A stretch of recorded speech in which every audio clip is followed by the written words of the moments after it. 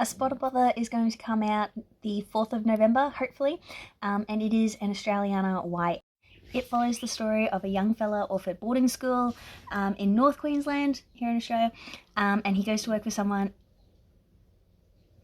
He goes to work for someone on their property, and they're like, hey, to pay you back for this work that you've done, we'll give you the pig of the litter. But they don't tell him that the litter is of Dalmatians. And so the book is about this 16 and then later 17-year-old training this Dalmatian to become his working stock dog in secret, because he's not allowed to have a dog at boarding school. So he's like sneaking this dog in to try and train her up. It's kind of a coming of age story of this young fella, like, this is his dream, this is what he wants to do. He wants to be on property, he wants to be training dogs, he wants to be going to dog trials, bless you. And so he's like trying to build that up.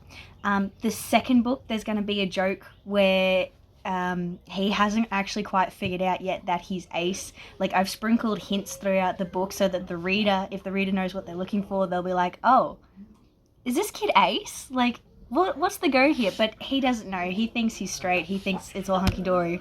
And I'm going to have like a little, I thought it was a little funny scene in the second book where he's talking to someone. He's like, oh yeah, me and my siblings, we're all straight.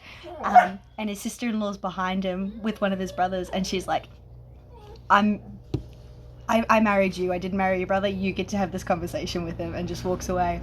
And the brother has to be like, dude, you're Ace. Like, you're not straight. He's like, no, I am. And they have to like walk him through it. They're like, are you though? Are you really? So his sexuality isn't really like a main part of the story. The main part is his dog. But if that sounds like something that you might be interested in, November 4.